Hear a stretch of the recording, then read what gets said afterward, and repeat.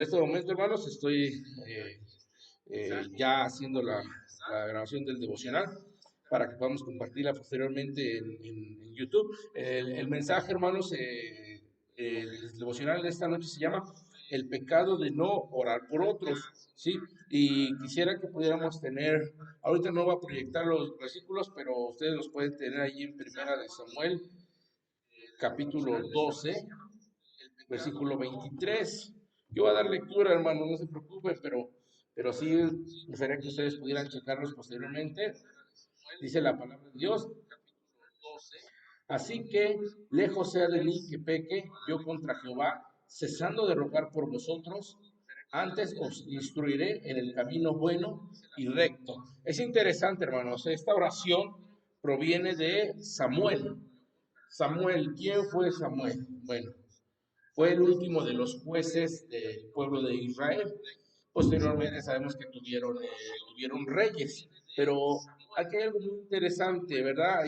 Y está marcando mucho la historia del pueblo de Israel cuando ellos se están viendo que ellos estaban pidiendo reyes y Samuel viene a ser el último de los jueces, ¿sí? Entonces, básicamente, hermanos, es interesante ver cómo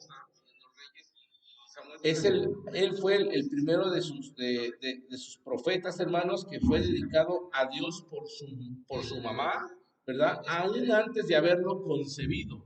Es interesante ver cómo desde el vientre, ¿verdad? Y desde antes de concebirlo ya había sido dedicado para Dios, ¿sí? Ya lo había dado, ¿verdad? Para Dios, para que sirviera a él. Ahí lo marca todo el capítulo 1 de Primera de Samuel. Y esto no es extraño, hermanos, que desde que nazca alguien ya de los hijos ya lo estés dedicando para Dios. Era algo que Dios permitía y que era acepto de ofrenda para Dios. Entonces, Dios se agradaba de esto. Y bueno, vemos que ese hijo vino a nacer a consecuencia de la oración de su madre. O sea, vino a nacer a través de una oración ferviente, de mucha oración. Entonces, de entrada, la vida de Samuel es marcada por un inicio de mucha oración, ¿sí? Tan, tan así fue, hermanos, que años después, cuando Dios quiso hacer hincapié en la desesperada situación de su pueblo, que ya estaban en pecado y en muchas situaciones, eh, dijo, y es algo muy interesante, Dios estaba reconociendo la oración o la intercesión de Samuel, como era un hombre de oración, pero fíjense cómo en Jeremías capítulo 15, versículo 1, dice Dios, aunque Moisés y Samuel se pusiesen delante de mí, mi alma no estaría con este pueblo. Qué está queriendo decir con esto? Que llegó un punto en que Dios ya iba a traer una consecuencia del pecado, ¿verdad? Que había tenido Israel, porque Dios iba a marcar una consecuencia de su pecado que Israel había cometido, y él agrega y dice, o sea, primeramente por un lado está elogiando y reconociendo que ni Moisés ni Samuel, aunque ellos se pusieran delante de mí, ¿verdad? Con toda su alma ahí rogando, orando, dice, mi alma no estaría con este pueblo, como diciendo, ni eso sería suficiente porque yo ya he decidido traer juicio a mi pueblo, dice Dios. Entonces, esto nos da a entender, hermanos, que Dios estaba considerando a Samuel un hombre de mucha oración de intercesión por el pueblo, tanto que dijo, ahora sí, con todo perdón, pero Samuel, pero ni aún así, con todo lo que tú siempre has hecho por el pueblo, intercediendo con mucha oración, ni aún así, si tú te pusieras delante, yo cambiaría la decisión que he tomado, ¿verdad? De mi alma no estaría con este pueblo. Ahora, pero cuando Samuel envejeció, hermanos, el pueblo pidió que se le diera un rey para gobernarles. Esto es algo como lo que estuvimos compartiendo el domingo, ¿verdad? Un cambio de autoridad. ¿Sí? A veces las personas quieren un cambio de autoridad porque tienen problemas con esa autoridad, pero lo difícil de esto es que básicamente uno no cambia bueno, estamos viendo que uno no cambia uno no deja de estar bajo autoridad, simplemente cambia de autoridad.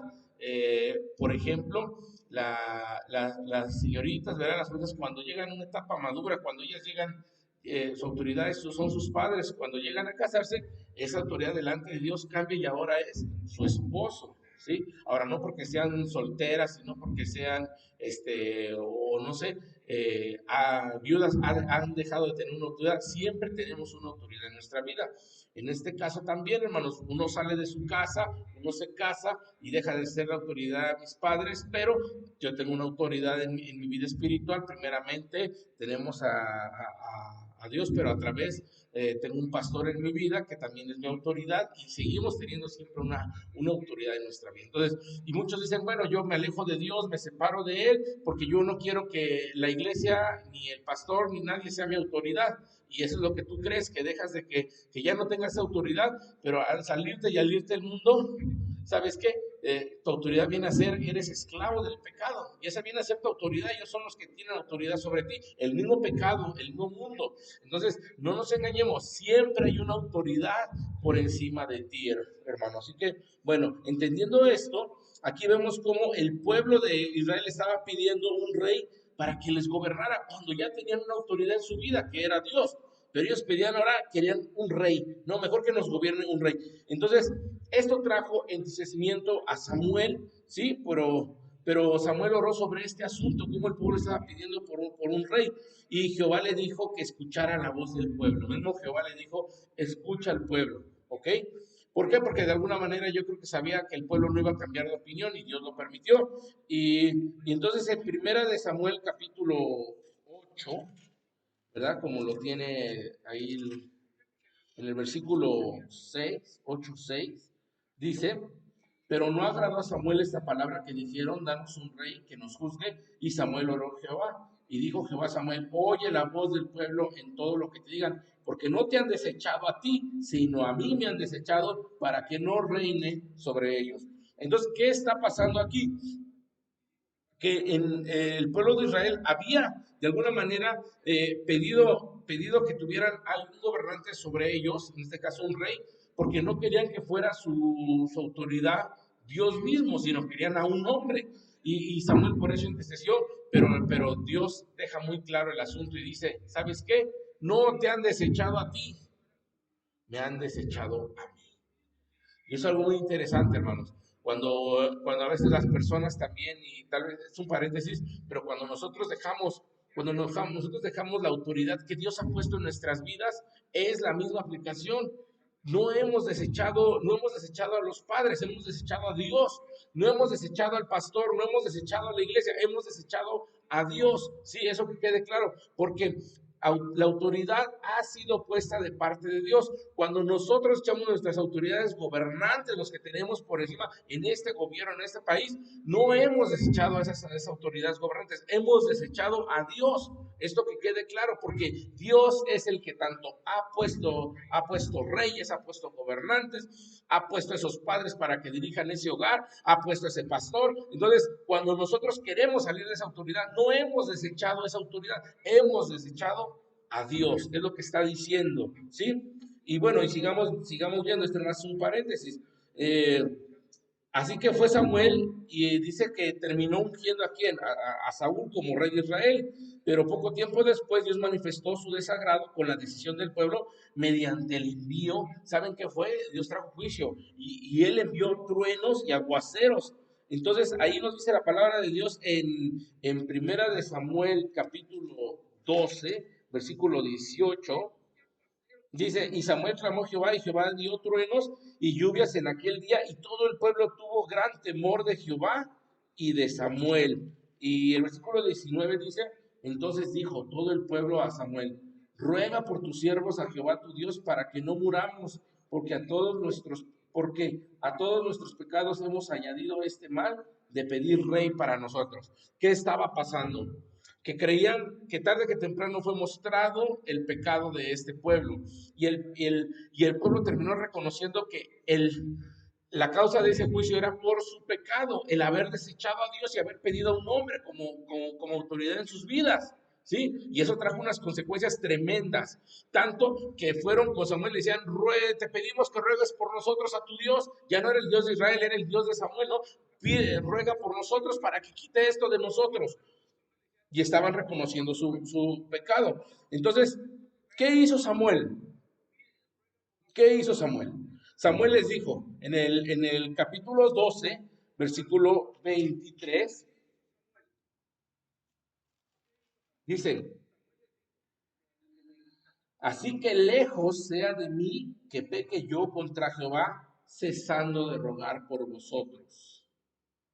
Lejos esté de mí que peque yo contra Jehová. ¿En qué pecaría Samuel contra Jehová? En cesando de rogar por vosotros. Está diciendo, no quiero yo pecar por no haber rogado por ustedes. Les está diciendo, ¿sabes qué? El que yo no ruegue por ustedes, intervenga por ustedes en oración, eso para mí representa un pecado. Entonces, lejos esté de mí yo hacer eso. Aunque ustedes me lo están pidiendo, por supuesto que lo voy a hacer, aunque sabemos que el pueblo tenía la consecuencia de su pecado. Sin embargo, Samuel no los confrontó por eso, simplemente dijo, yo voy a rogar por ustedes. ¿Sí? Entonces, ¿por quién estaba rogando? Estaba rogando por un pueblo desagradecido, por un pueblo pecador, no sé, desobediente. Pero sin embargo, Samuel no les dijo, bueno, pues ahora arréglense con Dios directamente, ustedes fueron los culpables de todo esto. No, Samuel intervino en oración, hermano. ¿Qué quiero decir con esto? Samuel está reconociendo que si yo no intervengo por ustedes en oración, para mí también va a haber una consecuencia y va a haber un pecado. El no interceder por ustedes en oración, para mí es pecado, dice. Entonces, hermanos, ahora entendemos por qué existe el pecado de no orar por otros. Cuando nosotros no oramos por aquellos, no estoy hablando necesariamente de tu familia, incluye a tu familia, incluye a tu prójimo, incluye a tus amigos, incluye a todos los familiares, pero también incluye hasta a tus enemigos y a aquellos difíciles de soportar. Cuando nosotros no oramos por ellos, nosotros estamos cargando ese pecado, el pecado de no orar por nosotros. Samuel decía, lejos esté yo de mí, ¿verdad? De pecar, de no rogar por ustedes. Entonces, el pecado es pecado, hermanos, porque constituye desobediencia a Dios. Cuando tú no oras por los demás, es un pecado de desobediencia. Ahora, la misma Biblia nos dice, orad unos por otros. Y muchos decimos, ok, sí, adelante, gloria a Dios por los que están orando por tus demás hermanos, porque conocemos sus necesidades y sus peticiones, ¿sí? Pero nosotros tenemos, y una vez alguien dijo, no, pues el pastor ora por la iglesia, por supuesto que el pastor ora por la iglesia, pero estamos viendo, hermanos, que este es un derecho y es una responsabilidad de cada uno de los hijos de Dios, y cada uno de nosotros debemos de estar intercediendo y orando por cada uno de los demás, de la iglesia y de los familiares, hasta de los enemigos. ¿Por qué? Porque si no oramos y no intercedemos por ellos, nosotros estamos entrando en desobediencia. Y eso sí, al yo estar en pecado de desobediencia, Dios trata conmigo por esa situación. Entonces, como decía Samuel, ¿verdad? Lejos sea de mí que peque yo contra Jehová, cesando de rogar por vosotros.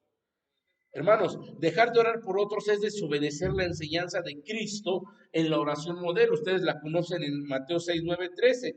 Y solo quiero parafrasear, hermanos, algunas partes, pero ahí hay una parte, toda la oración la conocemos, hemos enseñado cada una de esas porciones de la oración modelo en Mateo 6, 9 en adelante.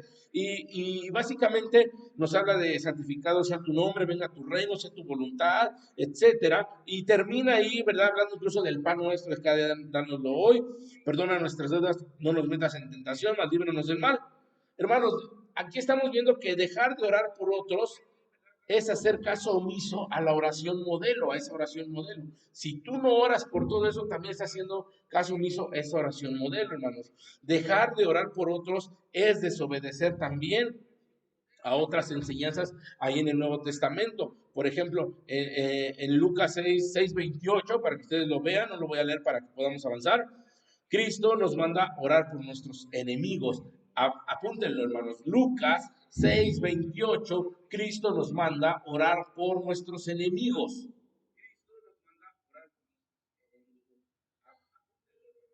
En primera de Timoteo, capítulo 2, versículo 1 y 2, Pablo también a través del Espíritu Santo nos manda a orar por nuestras autoridades civiles.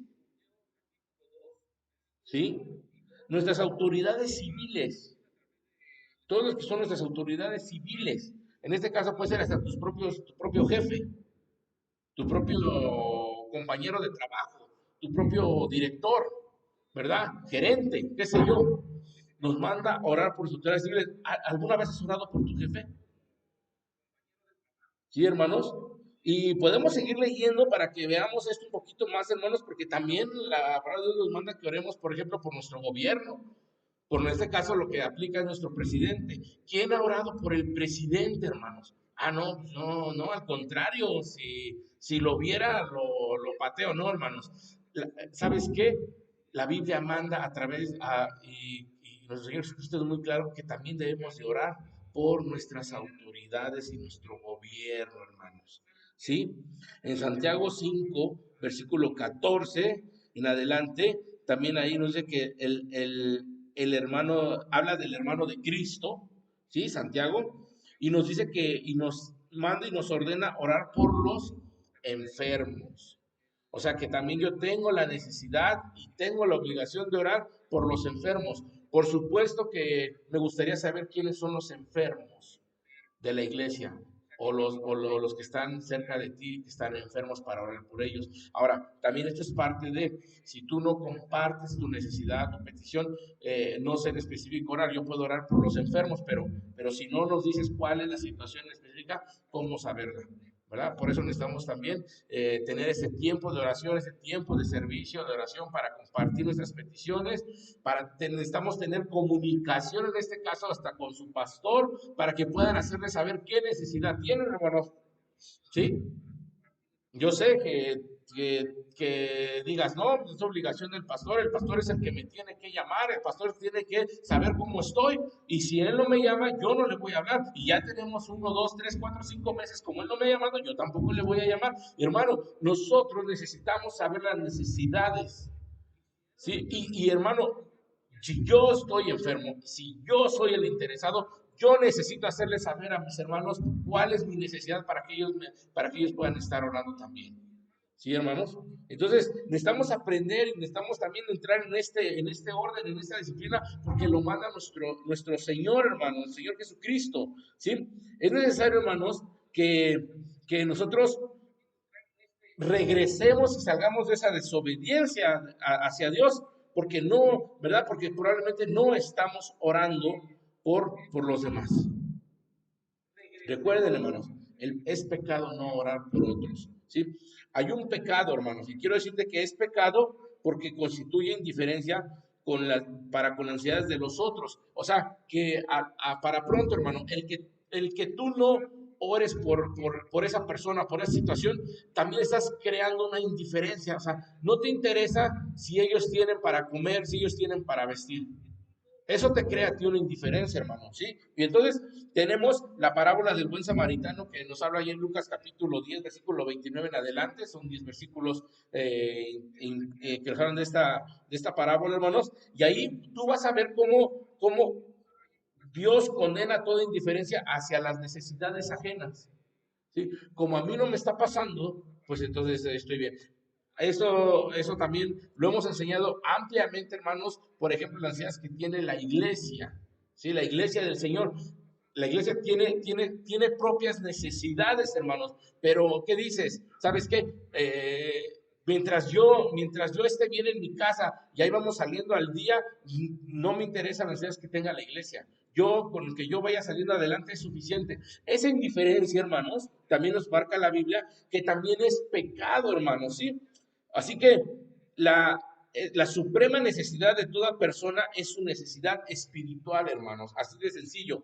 Esto nos mueve a orar por el envío de evangelistas, hermanos. Esto nos mueve para que estemos orando por el envío de misioneros, ¿sí? Hay muchas cosas por las que tenemos que orar, no solamente por los que ya están en la obra, sino porque Dios levante nuevas personas para ser enviadas. Necesitamos, esto nos debe de mover a orar por la conversión de los perdidos. ¿Cuántas personas, más allá, miren, los que han fallecido y cuántos murieron sin Cristo, oramos por ellos antes de que llegaran a ese punto crucial en su vida? No lo sé, pero tú debes de saberlo. Pero para pronto, hermano, todavía hay muchas personas que están ahí vivas y que están padeciendo y que están en pecado y que están en el mundo y que están sin Cristo. Y nosotros esto nos debe de mover a orar por la conversión de todas esas personas, hermanos, ¿sí? Así lo dice Romanos 10:1. Debemos de tener un corazón sensible por los perdidos, hermanos.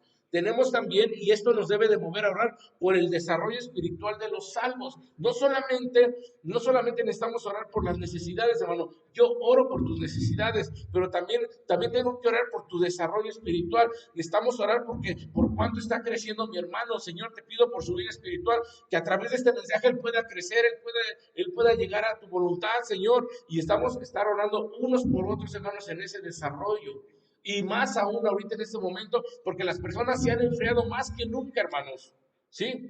Y si alguien me dice lo contrario, es mentira, porque realmente he visto enfriamiento en la iglesia por todo lo que ha pasado con esta pandemia. ¿Y cuántos estamos orando unos por otros para que no avance más ese enfriamiento y por el contrario, empiece el Señor a trabajar en tu corazón y empiece a levantarte? Estamos pidiendo porque tal vez hay muchos hermanos que tú no les ves, pero esos hermanos que no les ves también tienen esa necesidad espiritual y los que asistimos, los que congregamos, también tienen necesidad espiritual, hermanos. Y no estamos orando porque cada uno de ustedes, ¿verdad? Unos por otros estemos creciendo cada vez más espiritualmente, ¿sí? Necesitamos, hermanos, también orar por los que ya son salvos. ¿Por qué? Porque ¿de qué sirve que ya llegaste a Cristo y de todos modos ahí existe pues no sé, eh, te estancas por completo? ¿De qué sirvió? ¿De qué sirvió que tanto que se estuvo trabajando con una persona, discipulando, sirviendo en el Señor, ministrando, y ahorita por toda esta situación, ahí está sin hacer nada, y está frío, está deprimido espiritualmente, y por no hacer nada? Necesitamos, hermanos, orar mucho por los salvos, también más en este momento, hermanos, ¿sí? Y déjame decirte que es pecado también el orar por otros hermanos, ¿verdad? Unos por otros, porque eso constituye complicidad con las obras del diablo. ¿Sí? ¿Qué es lo que quiere Satanás? ¿Qué es lo que quiere el diablo? Que nosotros no pidamos por los demás, porque Satanás es el primero que sabe lo que tiene la oración. La oración es poder de Dios, hermanos. Y cuando tú no oras por tu hermano, Satanás sabe que con eso puede él ganar terreno. ¿Sí? Entonces, cuando tú no oras, de alguna manera existe una complicidad, ¿verdad? Con las obras de Dios, porque eso es lo que Él quiere. Como cristianos estamos involucrados en una lucha espiritual, hermanos. Dice la palabra de Dios que no tenemos lucha contra sangre y carne, sino contra principados, contra autoridades, contra los gobernantes de estas tinieblas, contra los espíritus de maldad en los lugares celestiales, hermanos. Efesios 6:12. Entonces, hermanos, en esta lucha no es posible ser neutral. En esta lucha tenemos que tomar partido, así de sencillo, hermano, con Dios. Y si no, somos cómplices de las obras del diablo, hermanos, también. Entonces, aprendamos de esto, hermanos, que dice la palabra de Dios en Mateo 12:20, el que no está conmigo, contra mí está. ¿Sí? Y el que conmigo no recoge, desparrama. Así lo dice la palabra de Dios, hermanos. Entonces, aprendamos y entendamos, hermanos, que en esta lucha nuestras únicas armas del ataque son la palabra de Dios, la oración, ¿verdad, hermanos? Indudablemente. Así que no, es cuando nosotros, hermanos, si nosotros dejamos de utilizar la palabra de Dios como esa espada de doble filo, cuando dejamos de utilizar esa oración, hermanos, nosotros estamos dejando de interceder por otros, así de sencillo, hermanos, ¿sí? Nuestra negligencia nos convierte en cómplices del diablo.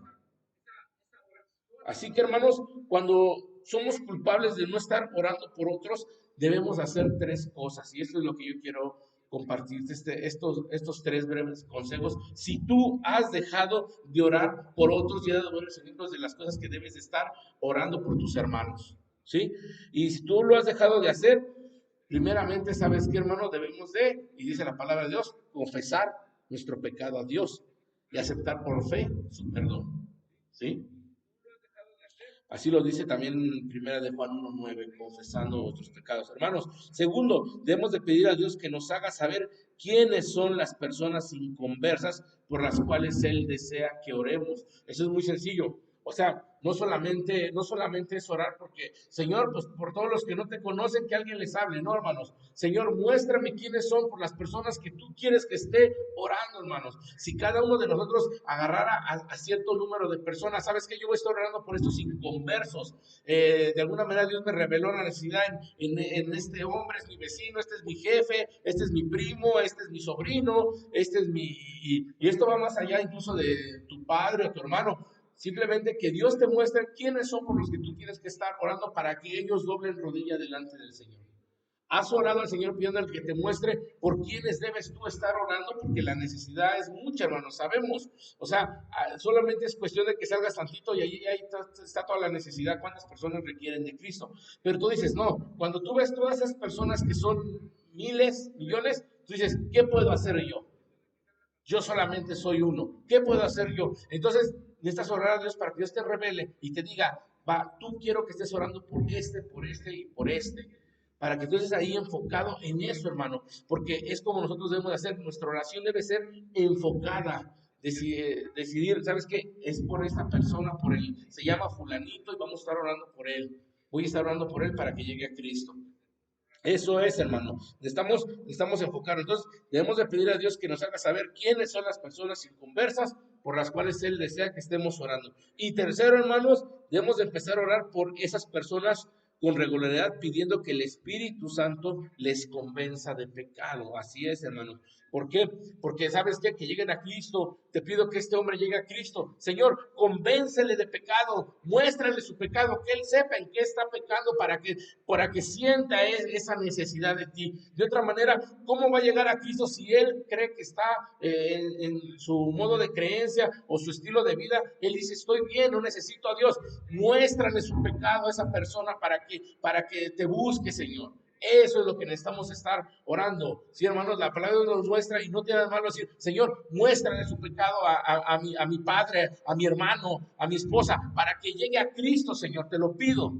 Necesitamos estar orando de esa manera, hermanos, ¿sí? Y básicamente, hermanos, con estas tres cosas, nosotros debemos de estar orando en todo momento, hermanos, ¿sí? Y bueno, y que nos dé a nosotros tanto la oportunidad como el valor para presentarles el Evangelio, ¿verdad? Indudablemente, eso sí.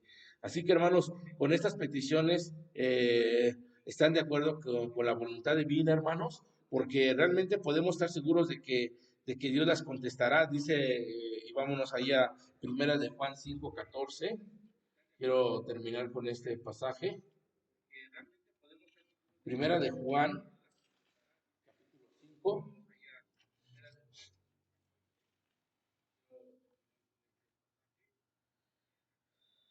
Dice, y esta es la confianza que tenemos en Él, que si pedimos alguna cosa conforme a su voluntad, Él nos oye. Y si sabemos que Él nos oye cualquier cosa que pidamos, sabemos que tenemos las peticiones que le hayamos hecho. Así es, hermano. Ahora, hermanos, lo más importante para Dios, y quiero que entiendas que lo más importante para Dios es que las personas lleguen a Cristo, que las personas procedan al arrepentimiento. No me malentiendas, hermano. Nosotros podemos estar orando por la necesidad, ¿verdad? Que muchas personas requieren, por ejemplo, de un trabajo, de salud, no sé, de tanta necesidad que vemos física. Y vamos a estar orando por eso, hermanos. Pero mientras no estemos pidiendo por lo más importante, no estamos en sintonía con el corazón de Dios. Y el corazón de Dios es que pidamos por esas personas que lleguen a Cristo. Eso es lo más importante. ¿Para qué? ¿Para qué quieres una persona que viva 70, 80, 90 años? Al final de sus días va a irse al infierno eternamente. ¿Para qué pedimos por eso, hermanos? Dios sánale, Dios sálvale físicamente, pero va a ir al infierno. prefiero pedir por su salvación. Señor, muéstrale su pecado, Señor, ayúdame para que pueda compartirle de Cristo, para que llegue a tus pies. Eso es más importante, hermanos. Hay muchas personas que llegan conmigo y que me dicen, ¿sabes qué? ¿Puedes ayudarme con ciertas personas que tienen una necesidad? Mi matrimonio, él es inconverso, etcétera. Y yo siempre le he dicho, antes que otra cosa necesitamos hablarle de Cristo, porque lo que realmente necesita ese hijo rebelde, ese esposo infiel, etcétera, es Cristo en su vida, hermanos. De otra manera, ¿de qué sirve todo lo demás? Todo es vano. ¿Sí? ¿De qué sirve que estemos bien? ¿Entienden? ¿De qué sirve salvar al mundo y perder su alma? Hermanos, debemos de estar dispuestos a hacer estas tres cosas. Debemos de comprometernos delante del Señor en oración. Hazlo ahí en donde te encuentres, pero haces oración, comprométete al Señor de hacerlo y que Dios te vaya mostrando las oportunidades para hacerlo. Pero ahora que tú sabes que cómo debemos de estar pidiendo en todo momento y que entendemos que es pecado si nosotros no estamos orando por los demás. Entonces ahorita necesitamos hacer una promesa delante del Señor y decirle, Señor, delante de ti, perdón porque no he hecho esto. Señor, te pido perdón porque no he pedido por ciertas personas, por mis enemigos. Señor, te pido perdón porque no he intercedido por estas necesidades espirituales de las personas. Señor, te pido perdón porque no he pedido por la salvación de mi hijo, etcétera, etcétera, etcétera, hermanos. Hermanos, necesitamos nosotros también ser perdonados. Si nosotros no hemos pedido, nosotros también hemos caído en ese pecado, el pecado de no orar por otros, hermanos. Así que yo te dejo esta invitación para que tú puedas hablar con Dios, tú tengas ese tiempo, ¿verdad? Íntimo con Dios y que puedas presentarle todo esto, ¿verdad? Abre tu corazón y preséntaselo al Señor y el Señor tiene cosas buenas para ti, hermano. Así que vamos a orar por este tiempo, por este devocional. Gracias, Padre, te damos por este tiempo que tú nos has permitido compartir tu palabra, Señor. Gracias, Padre, por esta palabra tan sustanciosa que nos lleva, Señor, y nos reta, Padre, para tener que estar orando por otros, sabiendo que el no hacerlo también tú lo estás tomando en cuenta como una falta, como un pecado, Señor. Te pedimos perdón por aquellas cosas que hemos dejado de hacer y que sabemos que debemos de hacerlas porque están dentro de tu voluntad, Padre. Perdónanos, Señor. Pero te pido, Señor, que tú nos limpies, Señor, que tú nos des un corazón renovado, dispuesto para estar siempre teniendo en oración a todas las demás personas. Sabemos por quiénes debemos de orar. Ayúdanos para no caer en esta desobediencia delante de ti, Señor. Y Padre, que podamos ser hombres piadosos, hombres de oración, Señor, en todo momento, más conociendo aún las necesidades que estamos viviendo en estos tiempos difíciles, Padre. Te agradezco todo eso en tu bendito nombre, en el nombre de nuestro Señor Jesucristo. Amén.